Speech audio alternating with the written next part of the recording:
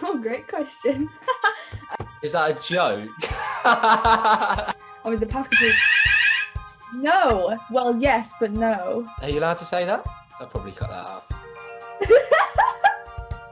Hi everyone, you're watching Crickcast. I'm your host Sam Crick, and this is the podcast that offers the personal side behind the persona of world-leading athletes and performers. We're making big moves in athletics, and you can be a part of it. So make sure to like and subscribe, get active in the comment section, and turn those post notifications on so you're updated when new videos come out. Enjoy this episode of the podcast and have a great day.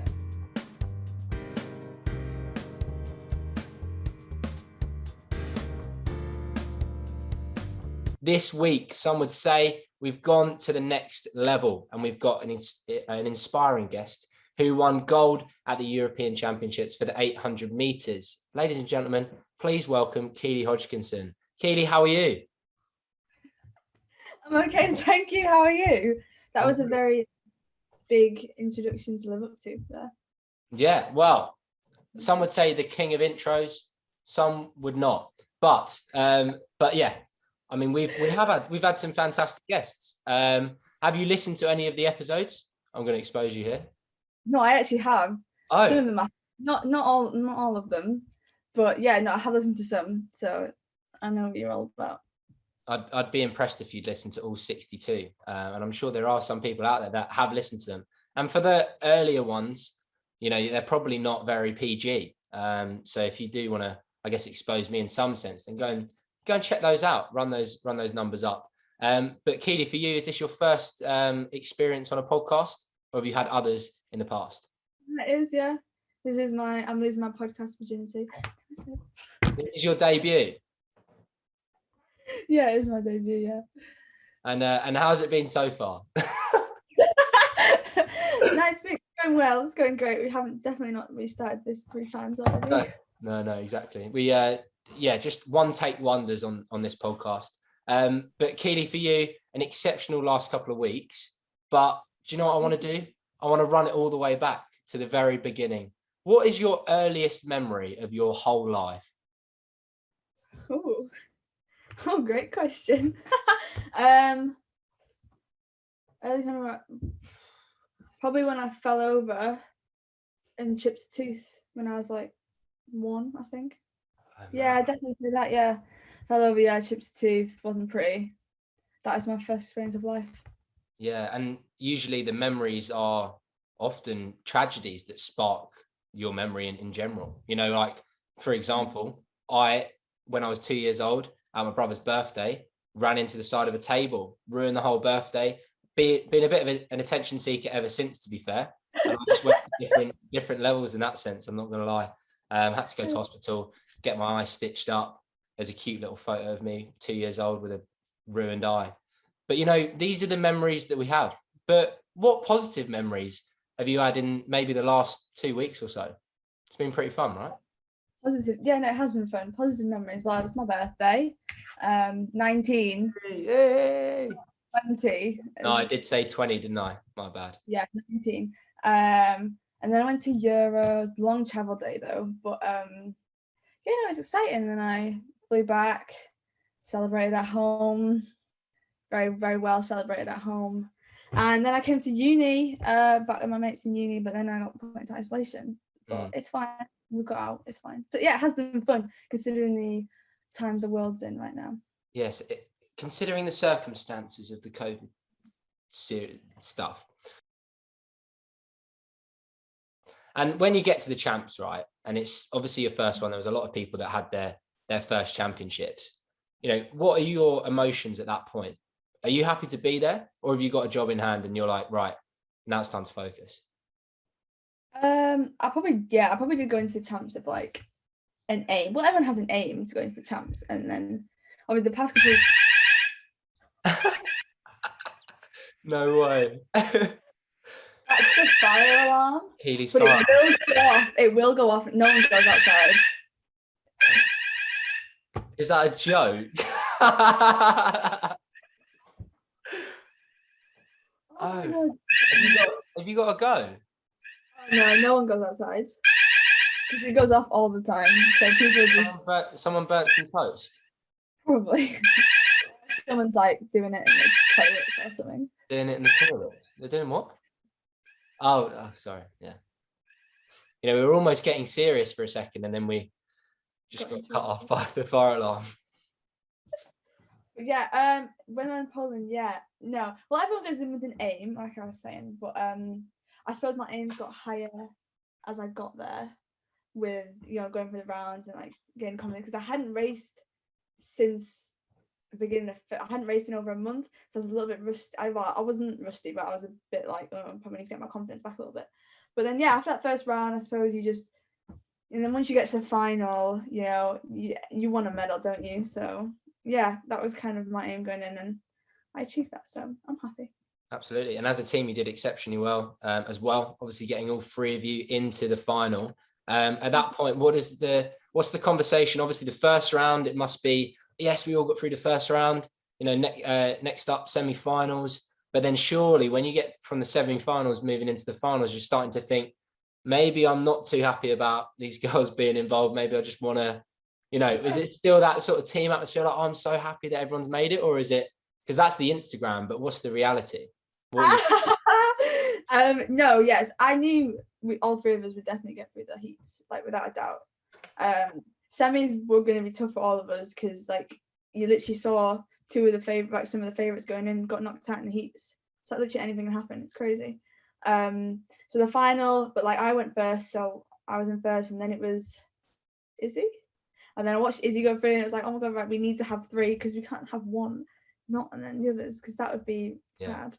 And then all three of us had obviously really happy for each other, but then I suppose then you do sort of go your individual, like you all know what you want and stuff. And I shared a room with Ellie. I was really grateful for her that she didn't get that medal though. I really did think she deserved it, but I suppose it only adds fuel to the fire for outdoors, and it was good for all three of us. So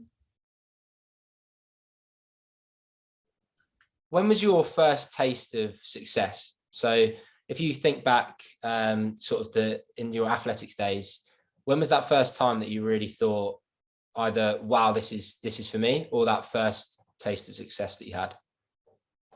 Probably English schools back in 2016. I got a bronze.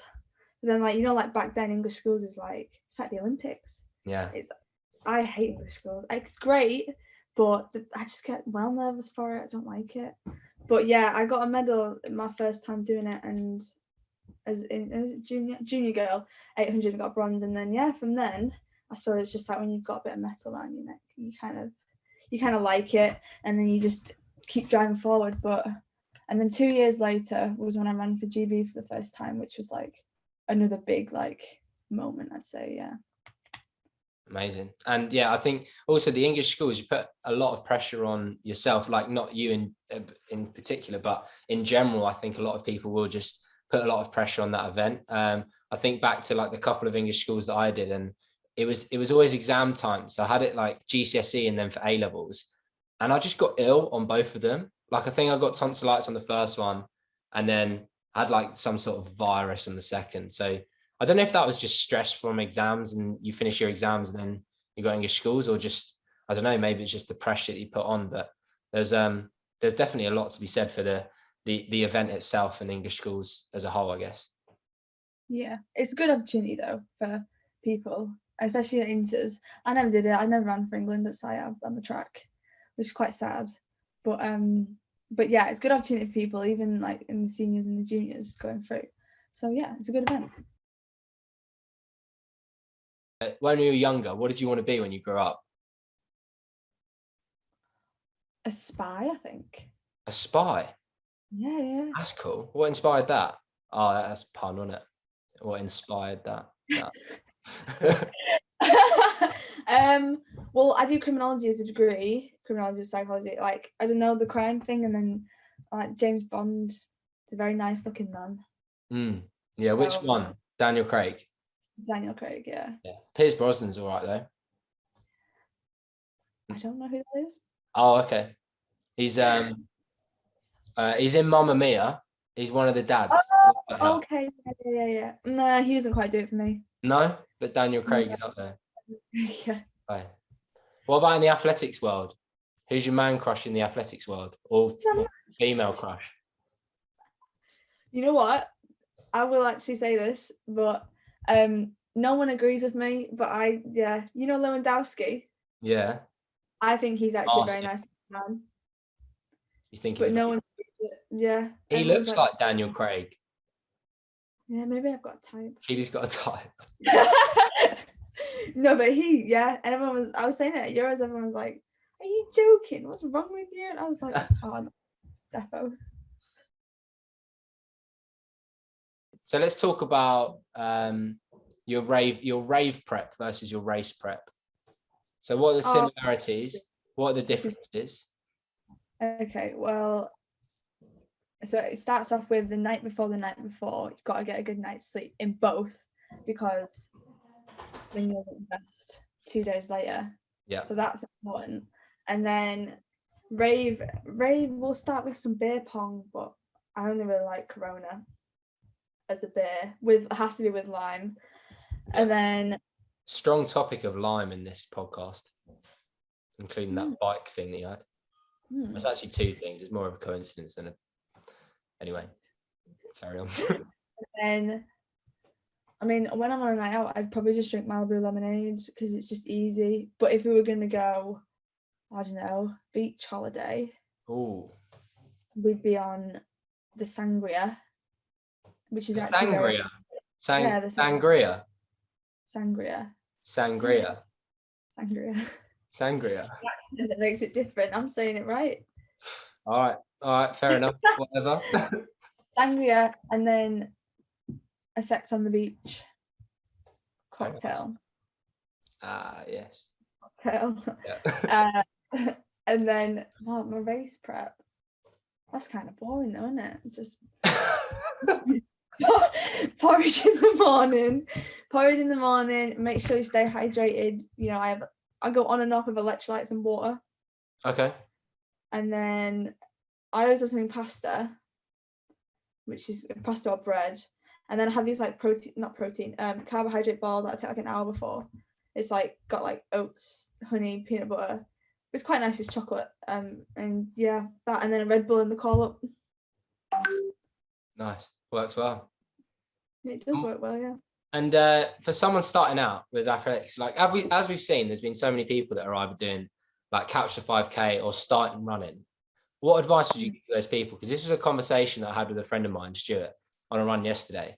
And lots of our mates are basically starting running, and they go out and they try and do a 5K and they like sprint it, and then they're like, oh, my knees hurt. I was like, yeah, because you're an idiot. But what advice would you give to someone who's literally just starting out? They've come across this podcast and they've gone, oh, Keely Hodgkinson, she knows something about running. What advice would you give to them? If somebody's starting out, well, I see it with like my sister. She like goes through phases of like, oh, I'm going to start going to the gym and getting really fit. And then a week later, it's like, no, it's not for me. And I think it's about finding how to enjoy it, because then you can kind of stick at it a bit more. So yeah, and then also running with someone is so much easier to get into like a pace. And then also don't start like going, oh yeah, I'm going to go run a 10K tomorrow when you haven't ran ever in your life, because you're going to struggle. And then you'll hate it, and then you won't want to do it again. So yeah, start off slow and steady, wins the race, 100%. Absolutely. What's your favourite training session? The one that you get buzzed for, like you don't even need that Red Bull before you start. You're just like ready to go.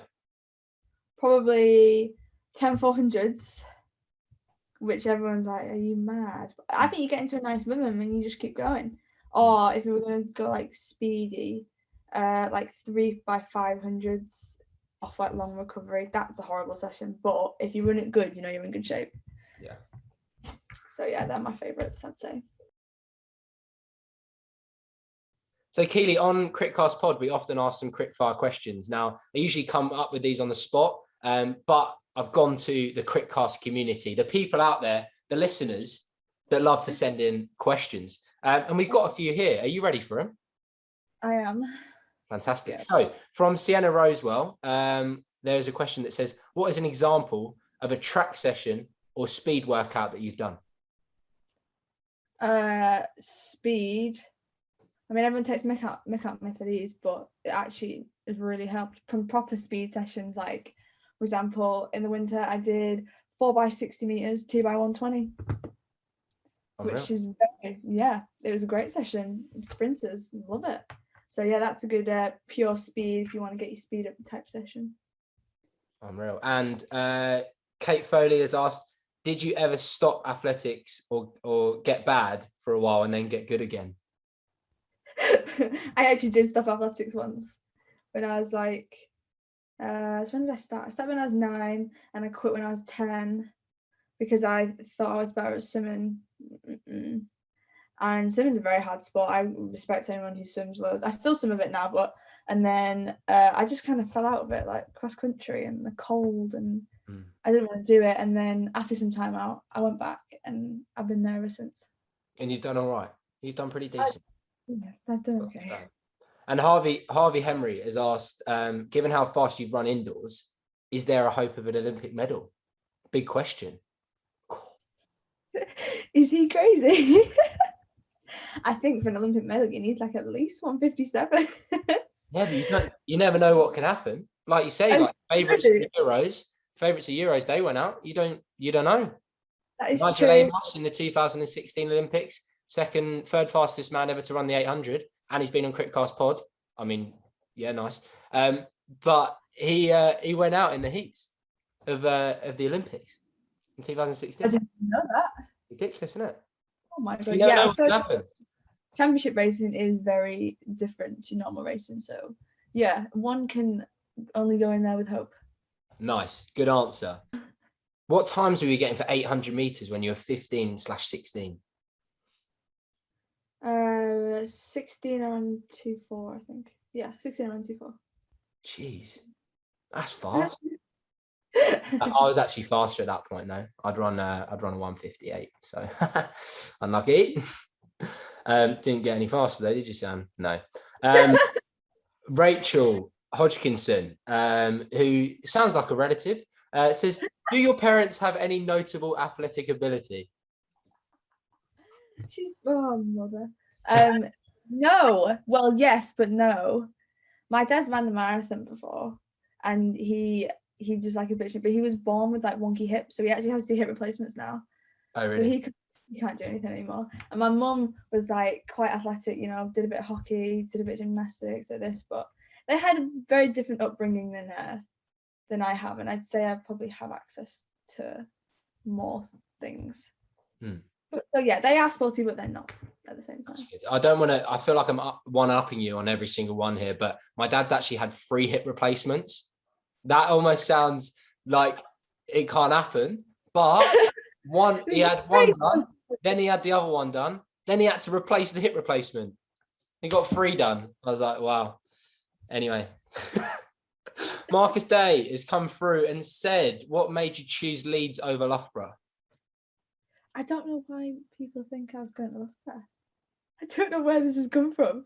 I just thinking about it, but I guess, was it in the conversation in the first place, or were you always going to go to Leeds?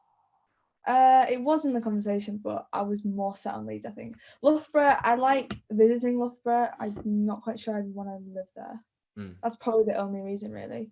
And Leeds is like an hour away from where I'm like originally from, so it's easy just to go home if I want to see like Trev or anyone. It's just a bit of an easier life. Yeah, I like it here. The setup's really good as well. So nice. Oliver Dustin's asked, what are your thoughts on BBC Sport describing you as a Wigan athlete?